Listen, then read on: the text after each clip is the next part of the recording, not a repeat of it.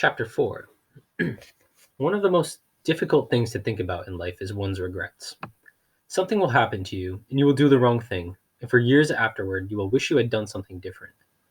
For instance, sometimes when I am walking along the seashore or visiting the grave of a friend, I will remember a day a long time ago when I didn't bring a flashlight with me to a place where I should have brought a flashlight, and the results were disastrous. Why didn't I bring a flashlight? I think to myself, even though it is too late to do anything about it. I should have brought a flashlight.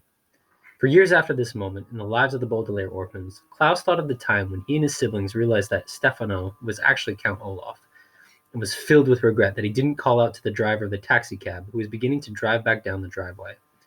Stop, Klaus would think to himself, even though it was too late to do anything about it. Stop, take this man away. Of course, it is perfectly understandable that Klaus and his sisters were too surprised to act so quickly. But Klaus would lie awake in bed, years later, thinking that maybe, just maybe, if he had acted in time, he could have saved Uncle Monty's life. But he didn't. As the Baudelaire orphans stared at Count Olaf, the taxi drove back down the driveway, and the children were alone with their nemesis, a word which here means the worst enemy you could imagine. Olaf smiled at them the way Uncle Monty's Mongolian mean snake would smile when a white mouse was placed in its cage each day for dinner. Perhaps one of you might carry my suitcase into my room, he suggested in his wheezy voice. The ride along that smelly road was dull and unpleasant, and I'm very tired. If anyone ever deserved to travel along lousy lane, Violet said, glaring at him, it is you, Count Olaf. We will certainly not help you with your luggage, because we will not let you in this house.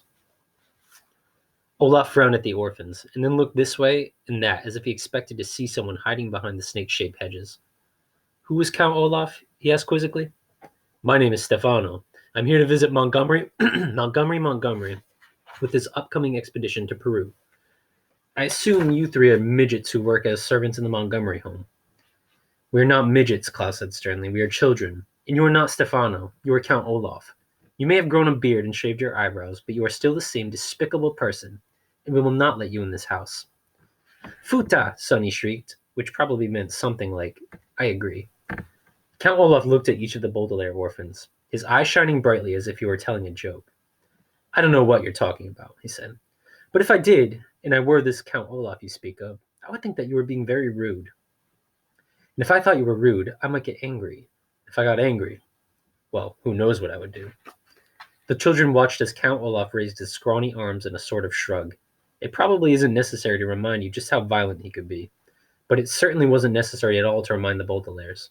Klaus could still feel the bruise on his face from the time Count Olaf had struck him, when they were living in this house. Sonny still ached from being stuffed into a birdcage and dangled from the tower where he made his evil plans. And while Violet had not been the victim of any physical violence from this terrible man, she had almost been forced to marry him, and that was enough to make her pick up his suitcase and drag it slowly toward the door to the house. Higher, Olaf said. Lift it higher. I don't want it dragged along the ground like that. Klaus and Sonny hurried up to help Violet with the suitcase, but even with the three of them carrying it, the weight made them stagger. It was misery enough that Count Olaf had reappeared in their lives, just when they were feeling so comfortable and safe with Uncle Monty. But to actually be helping this awful person enter their home was almost more than they could bear. Olaf followed closely behind them. The three children could smell his stale breath as they brought the suitcase indoors and set it on the carpet beneath the painting of the entwined snakes. Thank you, orphans, Olaf said, shutting the front door behind him. Now, Dr. Montgomery said my room would be waiting upstairs. I suppose I can carry my luggage from here. Run along. We'll have lots of time to get to know one another later. We already know you, Count Olaf, Violet said. You obviously haven't changed a bit. You haven't changed either, Olaf said. It is clear to me, Violet, that you are as stubborn as ever. And Klaus, you are still wearing those idiotic glasses from reading too many books. And I see that little Sonny here still has 9 toes instead of 10. Foot, Sonny shrieked, which probably meant something like, I do not. What are you talking about, Klaus said impatiently. She has 10 toes, just like everybody else.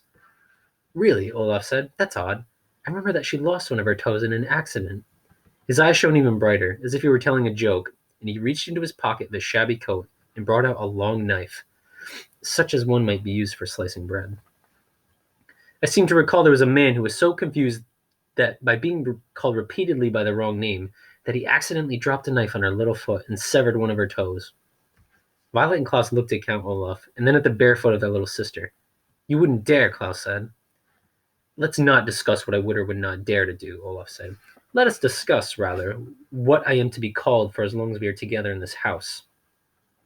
We'll call you Stefano if you insist on threatening us, Violet said, but we won't be together in this house for long. Stefano opened his mouth to say something, but Violet was not interested in continuing the conversation. She turned on her heel and marched primly through the enormous door of the Reptile Room, followed by her siblings. If you or I had been there, we would have thought that the Baudelaire orphans weren't scared at all, speaking so bravely like that to Stefano, and then simply walking away. But once the children reached the far end of the room, their true emotion showed clearly on their faces.